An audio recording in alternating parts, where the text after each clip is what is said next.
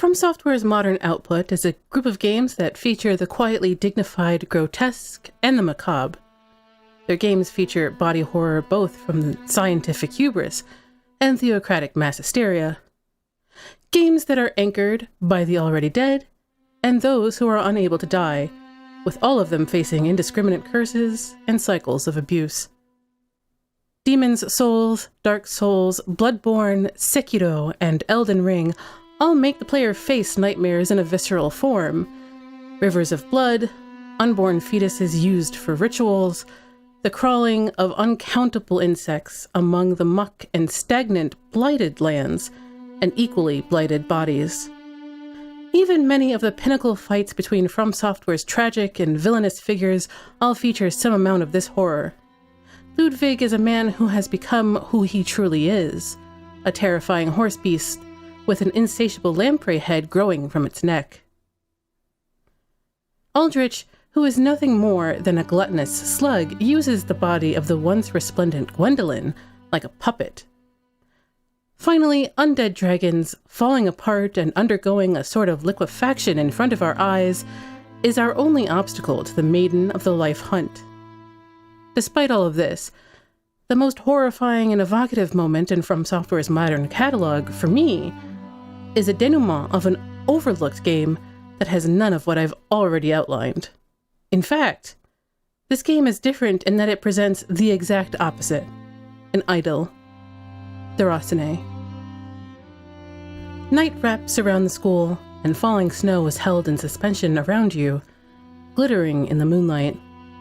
As you begin the epoch segments that surround this scene, you quickly realize that the halls of the school that you have begun to call home are eerie in their emptiness and stillness. A strange thing to say when you interact with the world in single-moment increments, and every moment presents still tableaus. A few moments before, the player has just completed the recital and may still be buzzing from the pure high that it offers the player. The unnatural stillness of the world, as it seems in that moment after the recital, presents a terrible turn, and combined with the soundtrack, is like a sharp knife between the ribs in how it evokes tension and dread. Jump scares in modern horror are always combined with a sudden, loud, musical stinger. Déraciné slowly builds on dread and fear instead, with the slow build of Kitamura Yuka's violin. Making their way through the school's hallways, the players find themselves face to face with a weeping Yulia. By now, you have perhaps already discovered the truth. That Yulia is dead, and has been for some time. Her body is desiccated and is in repose in the infirmary on the second floor. But here she is, on the first floor, weeping for her family and feeling powerless to help. When you find her, she moves, in one of the few instances of authentic interaction, and looks directly at you, tears streaming down her face, beseeching you to save them. Save the children. Save your family. From here, you go on a journey following the echoes and retracing the steps left by your brothers and sisters. With each step, fear deepens as you push through a group of bats and alight into the dark and snow-laden night. You follow their steps taken through precarious mountain cliffsides and further away from the warmth of home. In the stillness of the moment, in the distance, you can see something moving in the snow. It disregards the stopped flow of time, immediately signifying that something is wrong. Rushing forward and climbing the mountain, you begin to see the evidence of your failure. A cowering Lawrence, clutching a white cat, struck dumb with fear. A pile of clothes and a pair of spectacles are the only thing to mark Nils's passing. Then you see it. Stalking Marie from the outside of the old man's cottage, peering at her through windows with a constellation of stars over its eyes and a vague reference to the VR headset itself. This, in itself, condemns the player, but the player strives to do right by the children to whom you've grown attached. The game holds precious little guidance on the chronometer of what to do or how to save them. You rush further up the mountain and find the remains of the old man and help Herman light his torch. He succeeds, but he only serves to sacrifice himself. When you move minutes forward in time, you are only greeted by a pile of Herman's clothes. The world is quickly spiraling. The feeling of dread continues to mount without any pause for the player to catch their breath, as just after finding Herman's remains does the player spot Rosa. She lagged behind the rest because of her bad leg, as it so happens, and with her arrival onto the scene, you guide her inside the cottage with Marie. Previous segments lull the player into the false notion that maybe they'll be safe in the cottage, forgetting that the game up until this point is adamant that only cats can prevent a fae's approach. Additionally, the player themselves is a fae, and should itself be a signal to the danger, but players forget themselves, or consider themselves exceptions. Given the chill, Marie suggests getting a blanket, which becomes the next task for the player, from the back room of the cottage. What happens after is the only logical conclusion to this horrific situation, quickly disabusing your ill-conceived notions of safety, as well as driving home the truth of what you are. This string of scenes does work much better in the context of the greater game, as this scene happens just after the midpoint of the game and after what I deem Act 2. The player's investment into not just the plot of the game, but also each of the children is important to understand and is pivotal to understand the horror of this scene. Aren't you excited? A voice asks from the gramophone among a constellation of moments in the stillness of time. You're going to be a fairy and live in the world where time stands still, where nobody can see what you're up to ever again. Thus begins Déraciné with a sense of wonder, urged by the sound of a beguiling voice beckoning you forward. At the outset, the voice seems to almost cheer for you and your newfound self as a fairy, as though your birth as a fairy is a gift.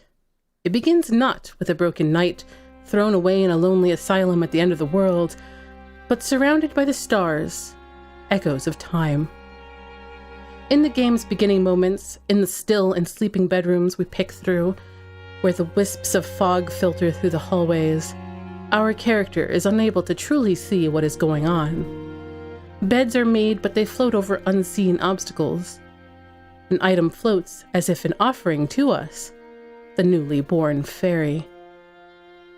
The voice explains, "Every new fairy gets a little gift." And with bated breath, it pushes us to touch the golden wand. When we do, the wand transforms, just as we do, into our gift, the red ring. As the moment in time resolves, changed by our actions, we arrive in a sunny idyll. The building we moved through like a ghost is now full with life and bereft of the fog that roiled through the hallways. It is a home for orphan children, who quickly reveal themselves to have full and vibrant personalities. From the firecracker Rosa to the scholarly Nils, each of them quickly assert themselves and can be found throughout. As it turns out, in these first few epochs, we are enlisted by Yulia into a grand prank to prove our existence to each of these children. As a true believer in Fae, Yulia makes us feel welcome and at home. Epochs wear on, and through our adventures and good-natured pranks, we are both welcomed into the home and welcomed by the children as a being of wonder. We cannot be perceived by them, but they begin to think of us as a friend with startling ease. Children take it upon themselves to hold a vote to decide where to place Fairy Chair in their work to celebrate us coming into their lives. Through the children's irrepressible warmth and the purity of their spirits, as well as the all-encompassing nature of VR, it is startling how invested one becomes in their lives. As you get used to your Fae abilities and use them for innocuous and rather wholesome things, you begin to believe that the abilities you gained are good-natured. It is a treasure one earns from the echo of a woman long past, and the revelations you gain as to your own identity that really hammer home that the children are not just your friends, not just children to shepherd and protect, but they are also your family. In the game, Margareta, the partner of the headmaster who has long since passed away, created a sort of treasure hunt specifically for the fairy. As you see, the grown-ups in the world of Déraciné also knew of the existence of a fairy, and Margareta believed that you would soon grace their halls. This is their first sin. The earliest that you can gain access to the treasure box is right after the fulcrum of the game, the recital. The recital is, in essence, a final test of your abilities as a fae. You are never tasked with it, but so invested in the children and wanting to join in yourself, you seek to assist in the fixing of the music box for the recital. As known lore with the children and the headmaster is that the music from music boxes is the voice of the fairy and is the only thing to be perceived by those bound to time.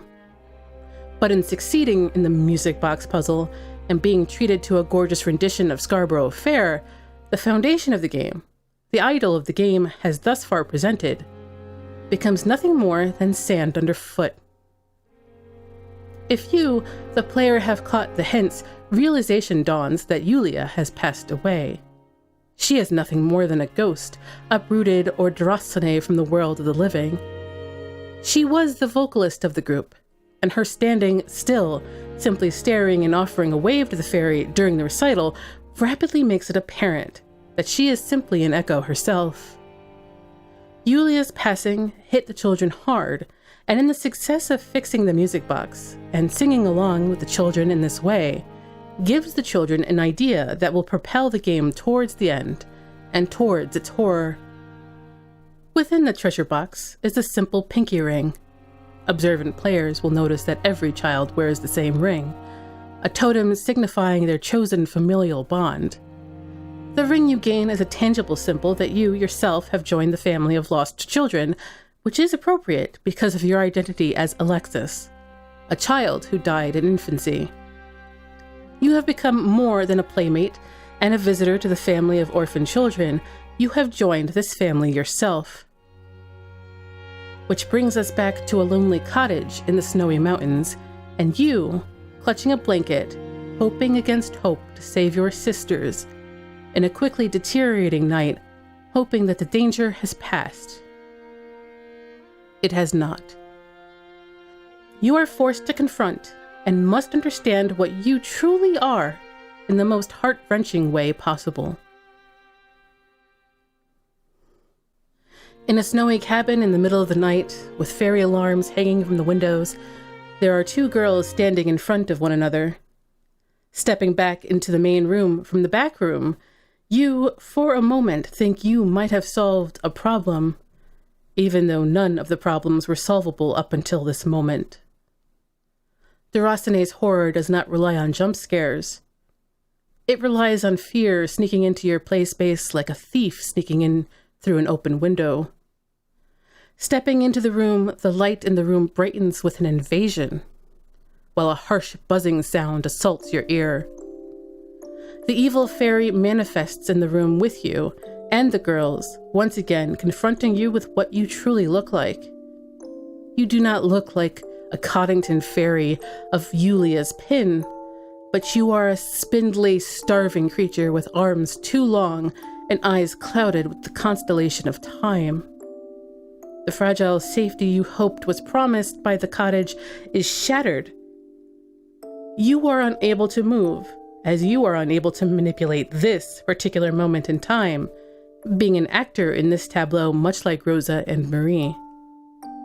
The voice commands, Stop right there, my dear.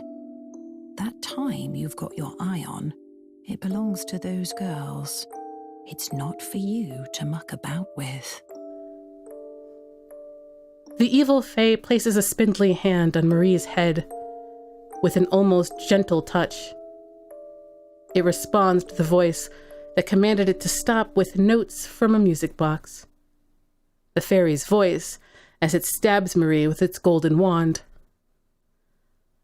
Unable to do anything, you watch helplessly as Marie's dress falls empty to the floor, while the evil fae stares into Rose's eyes.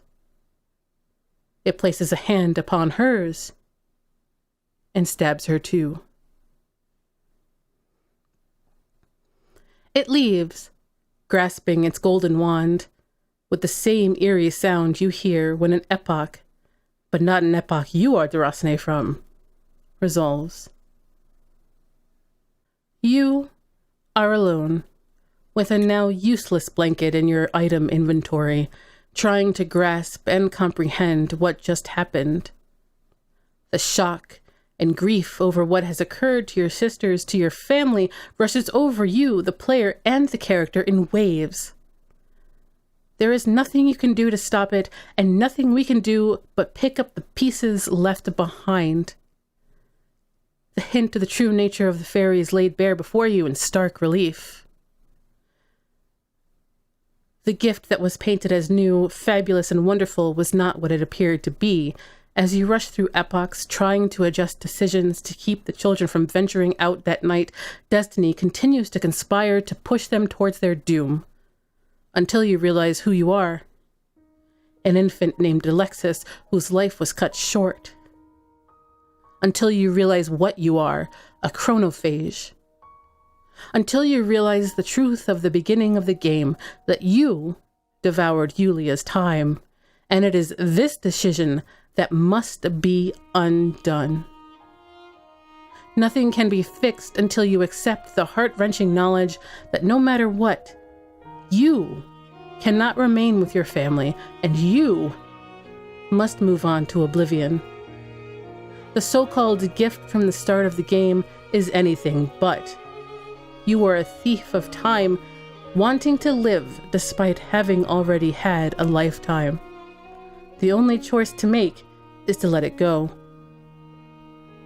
It is this visceral shock that permeates the final third of the game, compounded by the VR format that envelops and immerses the player in such a way, even psychologically. The format, combined with the writing and drawing of the personalities of the game, encourages your attachment to these children only to see that idol ripped away. It is more horrifying than anything that has come before or since in modern FromSoftware games.